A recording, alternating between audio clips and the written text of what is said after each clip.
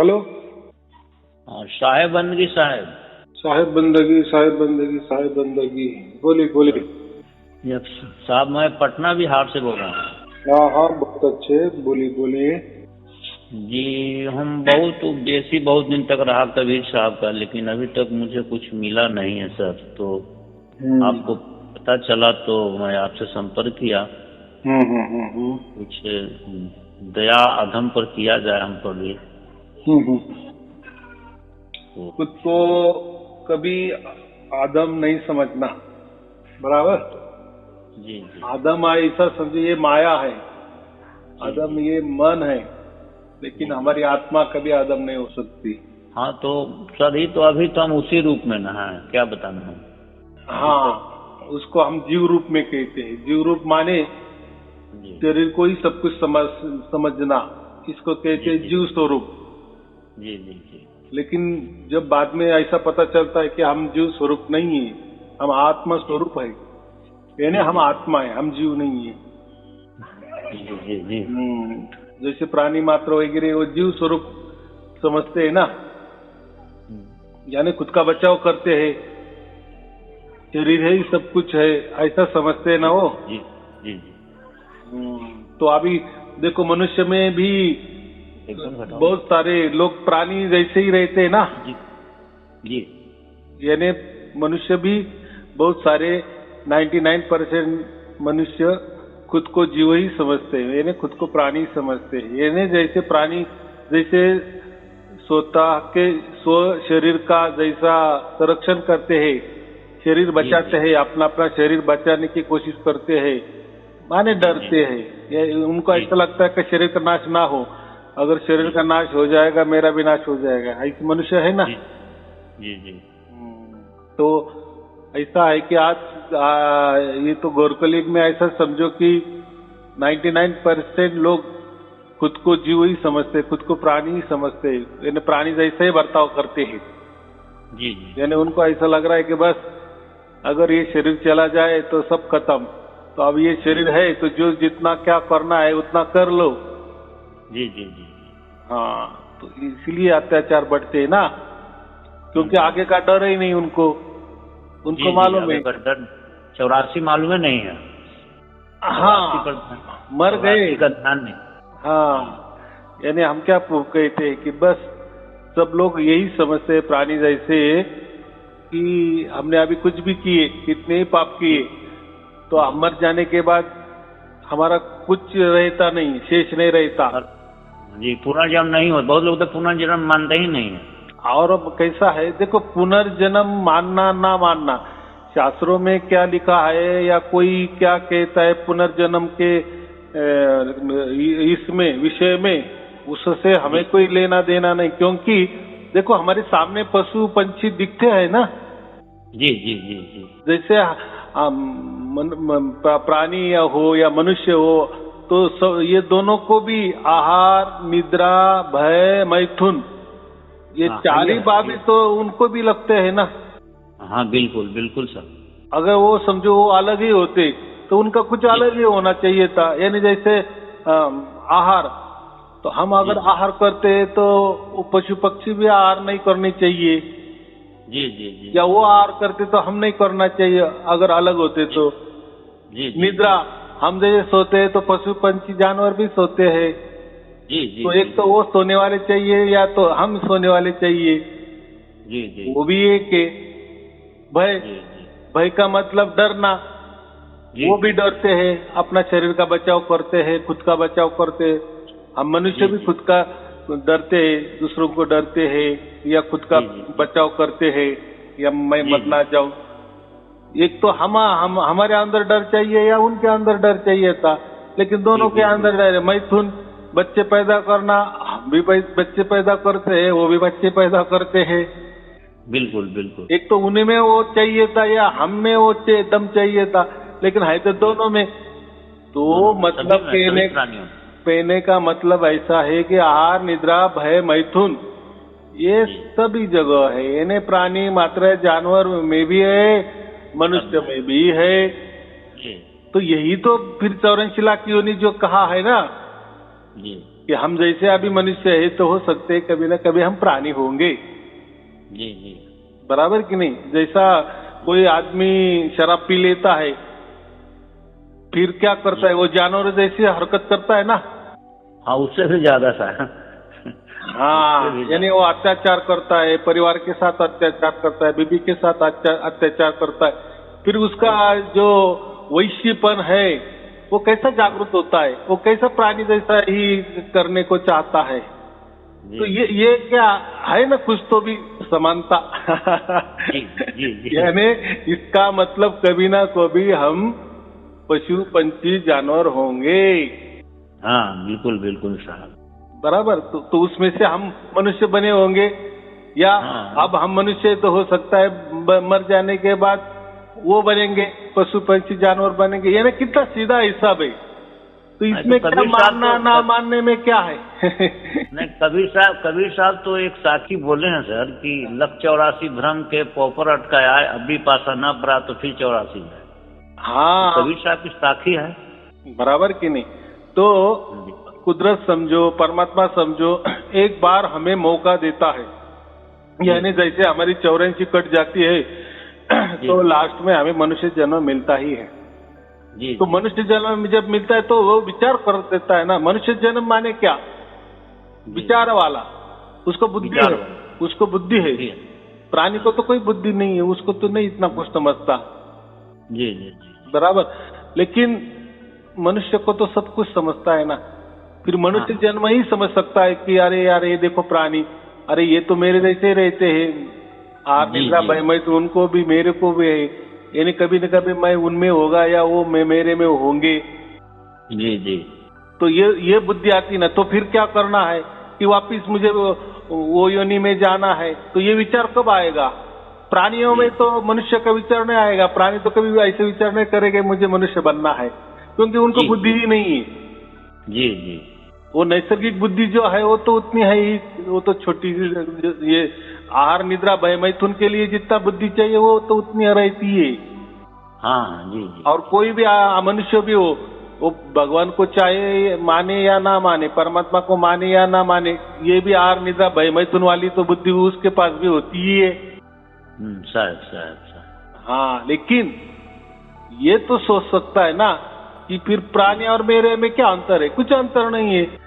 जी जी जी। लेकिन फिर मुझे मनुष्य क्यों बनाया? मुझे अभी ये मनुष्य जन्म में विचार क्यों आया कि है कुछ तो भी, है कुछ तो भी, यानी 84 में मुझे वापस नहीं जाना है, तो इसका कोई हल है क्या? जी जी। बराबर।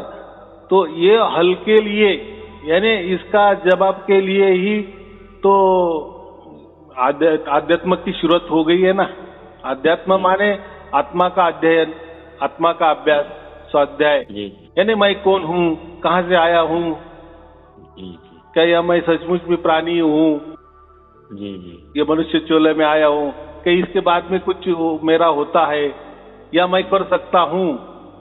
ये विचार जब आता है उसको हम आध्यात्म कहते हैं। इसलिए तो आध्यात्म बना है ना।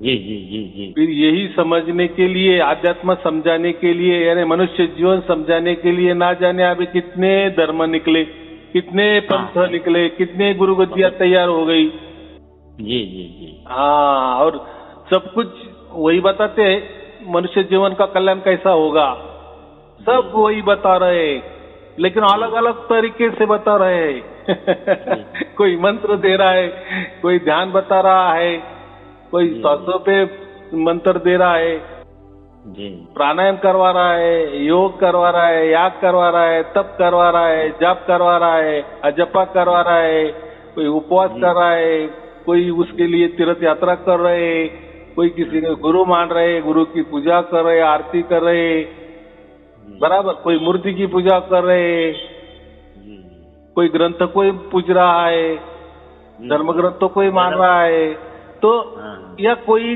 किसी विचार को मान रहा है, किसी कल्पना को मान रहा है, या कोई कर्म से ही परमात्मा मिलता है इसलिए कोई कर्म करते जा रहा है, निस्वार्थ कर्म माने, निष्काम कर्म माने, है ना ऐसा। जी जी जी जी जी। लेकिन तरीके कितने, लाखों तरीके, जी, और सब कुछ मान के चल रहे, बस अभी हम मर जाएंगे तो हमें मोक्ष मिलने वाला ही है। देखो मंत्र वाला भी वही मानता है, गुरु बताते ना ये मंत्र ले लो आपको मोक्ष मिल जाएगा। कोई बोलता है ये ध्यान लगाओ या ध्यान टिकाओ मोक्ष मिल जाएगा, बराबर। यानी जो बहुत सारे लाखों तौर तरीके हैं। कोई बोलते कुछ मानो ही नहीं, हम आत्मा भी मानो मत, परमात्मा भी मानो मत, बस शून्य में रहो, आप बराबर शून्य में हो जाएंगे। यानी उनको शून्य ही मोक्ष लगता है, बराबर। मानने से वो बोलते विचार करने से हमको 84 लाख योनि में जाते, वो उसका विचार ही मत करो। जी विचारों से भी सब कुछ हो सकता है। विचारों में ऐसा लाओ कि बस मैं ही परमात्मा हूँ, हो गए परमात्मा। फिर जब परमात्मा हो जाएगा विचारों से, मन से, मिल जाएगी मुक्ति। उसमें क्या है? ऐसा होता है क्या? ऐसा होगा क्या? और किसको मिला है मुक्ति मोक्ष? है क्या ऐसे लोग? खड़े करो, कोई नहीं बता रहे और कोई बता भी नहीं रहे कि मेरे गुरुजी ने मुझे क्या दिया। क्योंकि गुरुजी बताते बोलना नहीं किसी को, तो इससे क्या होता है? सचमुच इसको क्या दिए है या कि इसकी सचमुच में इसको मोक्ष मिला है जीते जी या नहीं मिला है, या इसके गुरुजी ने बाद में मिलने वाला कह दिया है कि अभी जीते जी मिलने वाला है ये कह दिया है, ये कुछ समझने की बात नहीं है। जी क्योंकि वो बोलता ही नहीं ना, बोलने को मना कर दिए ना। हाँ और सब गुरु बोलते हैं ना, ये कोई बोलने थोड़ी की बात है। जी हाँ, बराबर। किसी को बताना भी नहीं, किसी को बताना भी नहीं। हाँ, वो क्या बोलते धर्मदास तो ये लाख दुआई सारे शब्द बाहर ना जाए, लाख दुआई दे परमात्मा ने। परमात्मा क्यों देगा ऐसा लाख दुआई? अभी देखो धर्मदास के लिए दिया होगा वचन, देखो वो तो हर परिस्थिति, हर वातावरण, हर की बुद्धिमत्ता, हर का चाल चलन, हर का स्वभाव, हर व्यक्ति का स्वभाव, बराबर, वो तो उसके ऊपर डिपेंड होता है ना। अभी देखो वो तो धर्मदास को दुआई दी, हमको तो नहीं दी किसी को ना। कबीर साहब ने ऐसा नहीं कहा ना कि धर्मदास तुझे भी लाख दुआई और सभी जितने भी लोग हैं, आने वाले भी है, आगे आने वाले भी है, उन सबको मेरी लाख दुआई की सार शब्द। फिर बात ही क्यों कर रहे हो सार शब्द की? फिर लिखा ही क्यों है? तो बात बराबर लिखी थी, बराबर। क्योंकि ये सार शब्द स्वयमेव परमात्मा ही प्रकट करता है। वो जो कहा है ना कि धर्मदास तो ये लाख दुआ ही, मुझे मैं शपथ के साथ तुझे कह रहा हूं कि ये जो है ना, तू किसी को बोल नहीं सकता, दिखा नहीं सकता, लखा नहीं सकता, जब तक मेरी मर्जी नहीं होती, या मेरे मर्जी से जब मैं किसी को नहीं प्रकट कर देता, सो मर्जी से मैं किसी का अंदर नहीं उतरता, यानी परमात्मा कह रहा है ना, तो ये लेने देने की बात ही नहीं होती सार शब्द कि चलो अभी आपने फोन कर दिए गुरुजी मुझे सार शब्द दे दो। वो तो कोई मंत्र नहीं है, वो तो कोई ध्यान नहीं है, वो तो कोई बंधन भी नहीं है। यहाँ तो इसके लिए तो मेरे पास भी आने की कोई जरूरत नहीं है, या आपको मुझे बुलवाने की कोई जरूरत नहीं है, या कोई ओरिजिनल असली घी का दिया जलाने की भी, यानी मैं वो कहता हूँ ना, कोई खर्चा करने की भी जरूरत नहीं है। बराबर कि नहीं? तो इसके लिए कुछ खर्चा नहीं, कहीं जाना नहीं, कहीं आना नहीं, कहीं खर्चा नहीं, घर बैठे परमात्मा हमारे अंदर प्रकट होते हैं। लेकिन ये विश्वास चाहिए। जब आपने अभी पहले कहा ना कि मैं नहीं जब में, मैं नहीं तप में, मैं नहीं यहाँ, मैं नहीं वहां, ऐसे कबीर साहब ने कहा है ना, और लास्ट में क्या कहा? मैं हूँ विश्वास में। तो अभी लोग विश्वास का अर्थ क्या लेते हैं? मैं तो मेरे गुरुजी पर पूरा विश्वास है, मेरा तो भगवान पे पूरा विश्वास है, मेरे गुरु पर मेरा पूरा विश्वास है, मेरा ये देवता पर पूरा विश्वास है। ये विश्वास नहीं, विश्वास माने ही परमात्मा। परमात्मा पर विश्वास रखो कि वो आएगा, जरूर आएगा, एक दिन आएगा ही, मेरे अंदर प्रकट होगा ही, ये विश्वास। यानी परमात्मा के ऊपर विश्वास रखो, ये कहा है। ये भेद है, असली भेद ये है जी, परमात्मा पर विश्वास रखो। हाँ, परमात्मा पर विश्वास रखो कि वो एक न एक दिन मेरे अंदर प्रकट हो जाएगा। अगर आप परमात्मा पर विश्वास नहीं रख रहे, आप किसी मंत्र पे विश्वास रख रहे, आप किसी ध्यान पर विश्वास रख रहे, आप श्वासों पे विश्वास रख रहे, यानी प्रकृति में जो भी जितने भी लाखों वस्तु है उसके ऊपर विश्वास रख रहे, तो ये तो नाशवान है ना। प्रकृति तो खुद ब खुद नाशवान है। जी जी। तो एक नाशवान अविनाशी को कैसा प्राप्त करवा देगी? कितना सीधा सरल गणित है। जी। तो उससे वो जो प्रकृति में किसको विश्वास करेंगे? जी जी। वो तो अमर नहीं है ना। वो जो प्रकृति में जो भी जितनी वस्तु है वो तो क्या है, आज है तो कल नहीं है। जी जी। किसी गुरु पे भी विश्वास रखे, वो तो आज नहीं है, आज है तो कल नहीं है। हाँ हाँ, क्या है वो तो कभी भी, वो भी नाशवान है ना। तो उसके ऊपर कैसा भरोसा रख रहा है? बिल्कुल बिल्कुल। देवी देवता भी हो गए, तो देवी देवता भी वो तो कोई कर्म अच्छे किए इसलिए देवी देवता बन गए हैं, तो उनको भी मोक्ष नहीं मिला है, तो वो भी कैसे मोक्ष दे देंगे आपको? कोई मूर्ति मोक्ष नहीं दे देगी, कोई गुरु मोक्ष नहीं दे देगा आपको, कोई मंत्र आपको मोक्ष नहीं दे देगा। तो इतना सीधा गणित है, या कबीर साहब ने कहा है तो विश्वास में, तो ये इनके ऊपर नहीं विश्वास, गुरु के ऊपर मत रखो विश्वास, ये नहीं कहा है। गुरु के ऊपर विश्वास के लिए नहीं कहा है, मूर्ति पे विश्वास के लिए नहीं कहा है, मंत्रों के ऊपर विश्वास के लिए नहीं कहा है, ध्यान के ऊपर विश्वास के लिए। ये ऐसा समझो, ये प्रकृति पे किसी पे पर भी विश्वास मत रखो, ये कहा। तो परमात्मा पर विश्वास रखो बस। फिर क्या विश्वास माने क्या? हाँ, आपे आप वो आएगा, और आता है, क्योंकि परमात्मा अगर स्वयंभू है तो वो स्वयं से ही निर्णय लेगा ना। उसकी इच्छा से, उसके मर्जी से वो प्रकट होगा ना। जी जी जी जी। नहीं तो हम कहते वो स्वयंभू है, और वो हम ही मंत्र लगाते हैं पीछे, परमात्मा के पीछे, आजा आजा मंत्र से बुलाते हैं, आएगा क्या? वो तो मंत्र बड़ा हो जाएगा, और फिर मंत्र बड़ा हो गया तो फिर मंत्र के पीछे पीछे परमात्मा दौड़ के आएगा। ऐसा होता है क्या? जी नहीं। यानी वो तो परमात्मा मंत्रों के अधीन हो गया। मंत्र तो बड़े हो गए, मंत्र बड़ा हो गया परमात्मा से, बराबर के नहीं? और ये गुरु भी समझो, कोई बोला कि मेरी पूजा आरती करो, परमात्मा मिल जाएगा। यानी वो, अरे परमात्मा क्या है? निर्गुण निराकार के परे है ना। और गुरु क्या है? गुरु तो आकारधारी है ना। जी जी जी जी। कोई तो भी उसने नाम रूप धारण किए है ना, लेकिन परमात्मा तो नाम रूप के परे है। अगर जिसने नाम रूप धारण किए हैं और वो ही कहता है कि आपको मेरी नाम रूप की पूजा करने से निर्गुण निराकार के परे परमात्मा मिल जाएगा, तो ये कैसा संभव है? जी जी। लोहे की पूजा करने से अगर वो लोहा कहेगा कि तुम्हें सोना मिल जाएगा, अरे लोहा क्या है, सोना क्या है, कितना फर्क है? यकीन कर सकते हैं क्या सोने के ऊपर? जी जी।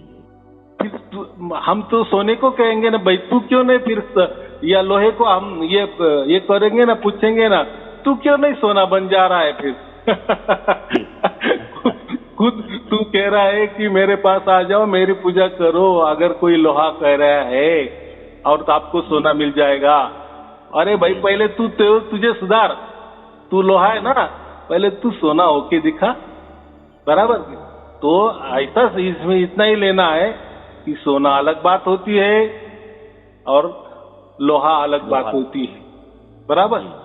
तो ये जो नाम रूप से आकारों में है गुरु लोग, वो जो निर्गुण निराकार है, निर्गुण निराकार के भी परे, निर्गुण निराकार का मतलब तो कुछ नहीं, वो नहीं, लेकिन परमात्मा तो है ना, तो इसलिए वो कहा है कि निर्गुण निराकार के परे।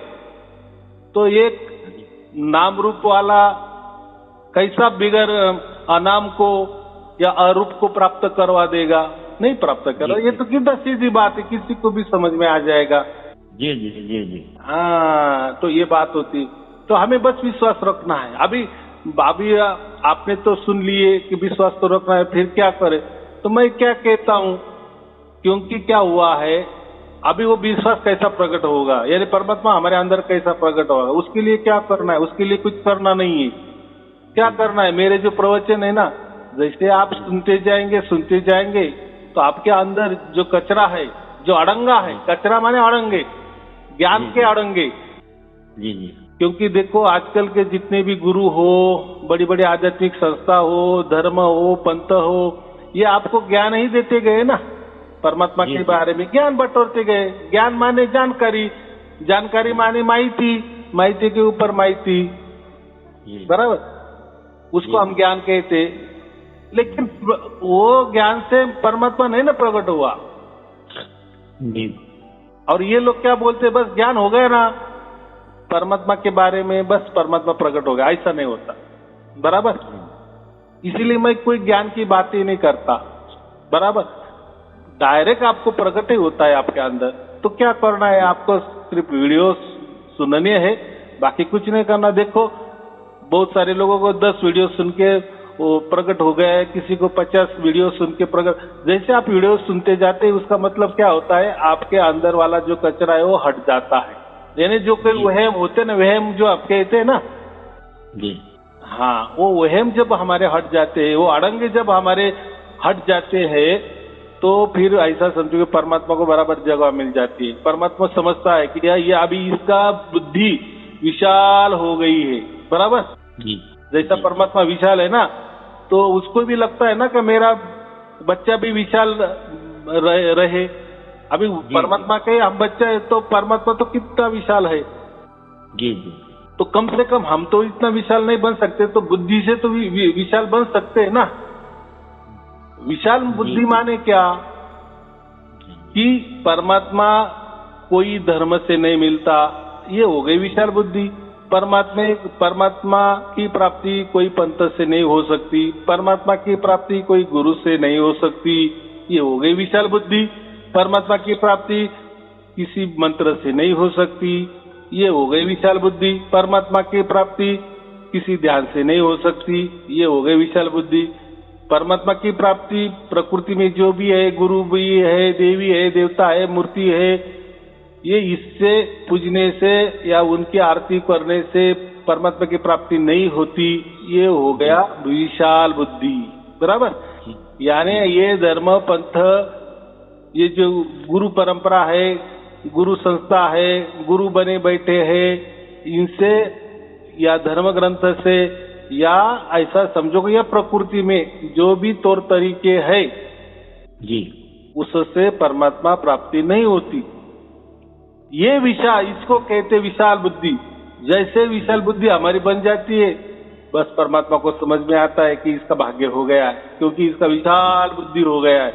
अभी ये किसी भाषा में आने वाला नहीं है, क्योंकि इसने समझ लिए कि परमात्मा कोई भाषा वाला नहीं है, कोई लिखाई वाला नहीं है, बराबर, कोई धर्म वाला नहीं है, कोई पंथ वाला नहीं है, कोई गुरु गद्दी वाला नहीं है, ये ना कोई प्रांत वाला है, ना कोई देश वाला है, ये सबसे परे है, सबसे परे है, बराबर। ये पृथ्वी बनी तभी ये धर्म ग्रंथ बने ना, धर्म बने, पंथ बने, गुरु बने, जो भी कोई आध्यात्मिक वाला हो, जो तौर तरीके, ये सब अभी के। लेकिन परमात्मा तो आदि अनादि है ना जी जी। तो ये तौर तरीके तो अभी के बने हैं, ये कैसे परमात्मा को प्राप्त कर देंगे? इसके पहले ये थे क्या?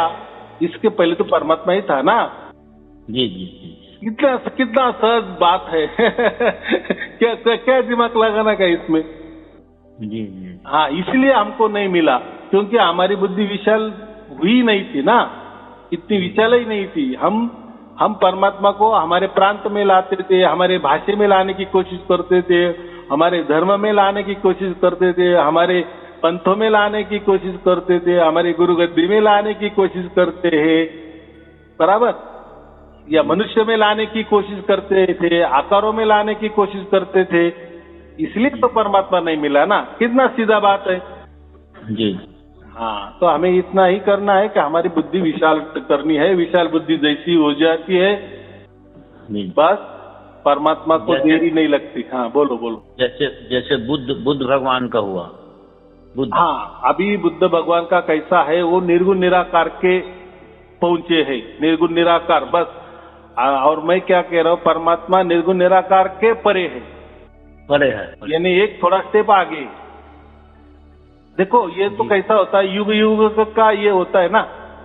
जी जैसे समझो सबसे पहले मोबाइल निकले, बराबर, जी तो वो कैसे थे? सिर्फ जी ये देखो, पहले तो डेस्कटॉप था, टेलीफोन था ना, जी घरों में रखते थे। बाद में मोबाइल निकला, तो बस बात जी, करने की बात थी ना। जी फिर कुछ दिन के बाद, कुछ बरस के बाद उसमें वीडियो दिखने लगे, बराबर कि नहीं? फिर कुछ बरस के बाद उसमें इंटरनेट आने लगा, बराबर। कुछ बरस के बाद उसमें यूट्यूब आ गया, गूगल आ गया, यानी ऐसा वैसा वो चलता है, यानी उसको अपडेट कहते हैं हम। हाँ, जिससे बुद्धि विशाल होते जा रहा है, वैसे वैसे मन प्रगति होते जा रहा है, साइंस डेवलप कर रहा है। साइंस डेवलप कर रहा है। अगर हम पहले के जमाने में नहीं उन्होंने तो ऐसा कहा, हमारे धर्म ने तो ऐसा कहा है, हमारे तो महापुरुष ने ऐसा कहा है, हमारे पंथों ने तो ऐसा कहा है, हमारे गुरुजी ने तो ऐसा कहा है, अगर ऐसा पकड़ के रखे तो चलेगा क्या? नहीं। फिर कुछ जमाने में तो दिया लगता था, घर घर में दिया बत्ती होती थी। आज करते क्या दिया बत्ती? आज तो लाइट लगाते हैं। ऐसा नहीं होता है। देखो कोई लोग है ना, उनका धर्म बचाने के लिए, पंथ बचाने के लिए या गुरुगति बचाने के लिए वो पुरातन का सहारा लेते हैं, बराबर। लेकिन अभी का युग जो है ना, ये पूरा साइंस युग है, बराबर। आजकल कौन सच बोल रहा है, कौन झूठ बोल रहा है, यानी कौन अंधश्रद्धा वाली बात करता है, ये पकड़ के आता है, समझ में आता है। जी बराबर। तो ये बात होती है। अभी ये समझो हमारे नवग्रह, समझो नवग्रह कहते, तो नवग्रह नहीं है, ये 8 ग्रह है, तो भी कहते ना नवग्रह है, बराबर कि नहीं? सूरज तो एक जगह स्थिर है, लेकिन हम तो भी मकर संक्रांति को मानते हैं कि नहीं? ये अभी ये राशि में सूरज ने ये चक्कर लगाए, प्रवेश किए, तो वो तो ये हमको तो मालूम है, साइंस तो कहती है कि वो तो एक जगह स्थिर है, लेकिन ये क्या होता है? हमारी पृथ्वी घूमती है। लेकिन देखो ये जो कुंडली में है, वो तो ये ग्रह उधर जाता है, उधर का इधर आ जाता है, तो ऐसा तो नहीं होता, वो तो उल्टा हमारी पृथ्वी घूमती है। ये जाने दो अभी, वो क्या है, ये सब साइंस की बातें हैं। तो ये ऐसा ही होता है, यानी हम लोग क्या करते हैं, पकड़ के रखे हैं, बराबर।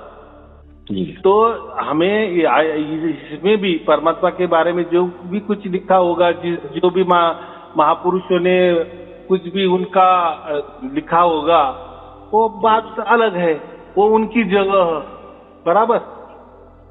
हाँ, तो हमें उसमें नहीं जाना। हमें अभी कैसा है, ये साइंस युग है, इसमें हमें थोड़ा सा तरक्की बहुत सारी हो गई है। थोड़ा सा यानी ऐसा समझो कि प्रकृति के में हमें तो सब कुछ, हमारी विशाल बुद्धि हो गई है, बराबर। हाँ, तो अभी हमें जो भी कहा है, अभी इतना ही आपको करना है कि बस प्रवचन सुनते जाना है। देखो फिर परमात्मा कैसा प्रकट हो जाता है, कितना सीधी बात है, बराबर। चलो, आपका कोई व्हाट्सएप नंबर है तो मैं उसमें आपको लिंक भेज देता हूँ। जी, 9 नंबर है। नहीं, जो भी होगा तो उसके लिए आप उसमें नमस्ते करो, फिर हमारी टीम को हमको समझ में आता है कि आपको ज्ञान की जरूरत है, वो फिर लिंक भेज देते हैं, बराबर। जो भी आपका व्हाट्सएप नंबर है उसमें सिर्फ नमस्ते करो। हाँ, व्हाट्सएप नंबर भेज देते हैं आपको। हाँ, ठीक है, चलो ठीक है। आपको और आपके परिवार के लिए शुभ आशीर्वाद। सत साहेब जी, सत साहेब जी, सत साहेब जी। आपका भी चरण स्पर्श करता हूँ।